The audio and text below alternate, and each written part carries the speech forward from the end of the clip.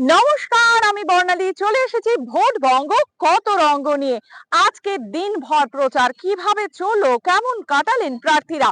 কীর্তি আজাদ তো আমার প্রচার সেরে মিষ্টি ভাজাতেও হাত লাগিয়েছিলেন।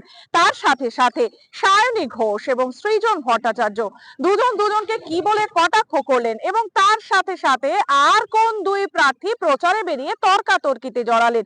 সবকিছু মিলিয়েই আজকের ভোট বঙ্গ কত রঙ্গ, আসুন দেখে নি এক নজরে।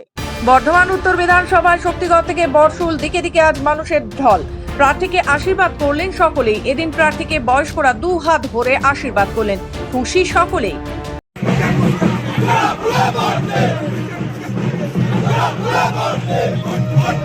সাঁইথিয়া বিধানসভার অন্তর্গত পাইসর, হাতরা এসব অঞ্চল ও গ্রামগুলিতে প্রচারে বেরিয়েছেন বীরভূম লোকসভার বিজেপি প্রার্থী দেবাশিস ধর।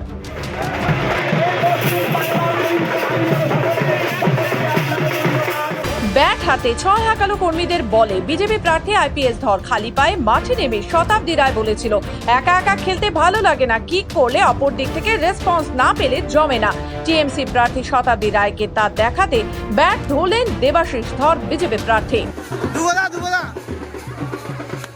দুর্গাপুরের স্টিল মার্কেটে কংগ্রেসের কার্যালয়ে জাতীয় কংগ্রেস সমর্থিত সিপিআইএম প্রার্থী সুকৃতি ঘোষালকে নিয়ে সাংবাদিকজন উপস্থিত পশ্চিম বর্ধমান জেলা কংগ্রেসের সভাপতি দেবেশ চক্রবর্তী, দুর্গাপুর পূর্বের প্রাক্তন বিধায়ক সন্তোষ দেব রায়, দুর্গাপুর পশ্চিমের প্রাক্তন বিধায়ক বিপ্রেন্দ্র চক্রবর্তী, জেলা সম্পাদক মণ্ডলীর সদস্য পঙ্কজ রায় সরকার।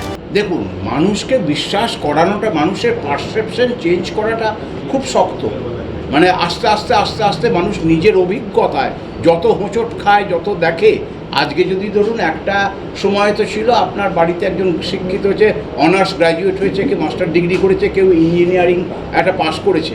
বিদায়ী সাংসদ নবদ্বীপ বিধানসভা এলাকার জন্য কিছুই করেননি। নবদ্বীপ নদী ভাঙন রোধ সহ মঠ মন্দিরের সংস্করণ করে নতুন রূপদানের মানুষের প্রত্যাশাকে গুরুত্ব দেব। নবদ্বীপে প্রচারে এসে বলেন রানাঘাট লোকসভা কেন্দ্রের তৃণমূলের প্রার্থী ডাক্তার মুকুটমণি অধিকারী।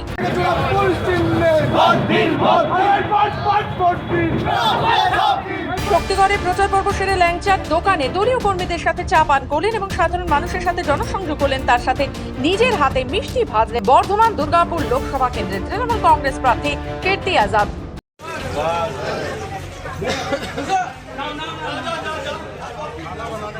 আমি 3 বছর রাজনীতিতে নামলেও মানুষ যেভাবে আমাকে দেখতে পেয়েছে, ফুল টাইম পলিটিশিয়ান হলেও তার থেকে কম দেখতে পেয়েছে সৃজনকে। রাজপুর সোনারপুর পৌরসভার 18 নম্বর ওয়ার্ডে নির্বাচনী প্রচারে বেরিয়ে সৃজনকে পাল্টা কটাক্ষ সায়নী। ভালো কথা বলুক না সৃজন, কোনো অসুবিধা নেই। ও লড়াই লড়বে, আমি লড়াই লড়বো।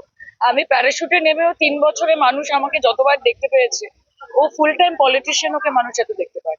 গতকালের পর ফের আজ প্রচারে বেরিয়ে বরানগর পৌরসভার 14 নম্বর ওয়ার্ডে তৃণমূল কংগ্রেস কাউন্সিলর শান্তনু মজুমদারের সঙ্গে তর্কাতর্কিতে জড়িয়ে পড়লেন বিজেপি প্রার্থী সজল ঘোষ। সজল ঘোষ নির্বাচনে যে কোনো মানুষ যে কোনো জায়গায় দাঁড়াতে পারে, কিন্তু বরানগর একটি জায়গা যেখানে তৃণমূলকে কেউ হারাতে পারবে বর্তমান অবস্থায়, কারণ মমতা ব্যানার্জির নেতৃত্বে মানুষের যে দারিদ্রতা মুক্তি। গত বিধানসভা নির্বাচনে ইংরেজবাজার তৃণমূল কংগ্রেসের দাপুটে নেতা তথা প্রাক্তন মন্ত্রী কৃষ্ণেন্দু নারায়ণ চৌধুরীকে পরাজিত করে চমক দিয়েছিলেন শ্রীরূপা মিত্র চৌধুরী। তাই মোদী শাহ জুটি আসন্ন লোকসভা নির্বাচনে সেই শ্রীরূপা মিত্র চৌধুরীর উপর ভরসা রাখছেন। অনেক কিছু কিনলাম, সজনে ডাঁটা, কুমড়ো, পুঁই ডাঁটা, লাল শাক, তারপর এঁচোড় কাটতে দিয়েছি, কেটে দিচ্ছে, লেবু, লঙ্কা সবই কিনলাম। হাটে বাজারে নির্ভয়া দিই, এটা তো আমার দীর্ঘদিনের প্রোগ্রাম। তো ওই হাটে বাজারে থাকি, মানে যেখানে হাট বাজার হয় সেখানেই সকাল সকাল থাকি।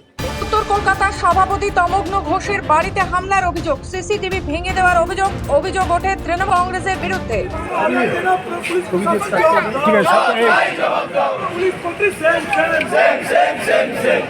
ভোট বঙ্গ কত রঙ্গ আজকের মতো এই পর্যন্তই। আবার আসবো নতুন পর্বের সাথে। ততক্ষণ পর্যন্ত খবরে থাকুন, দেখতে থাকুন।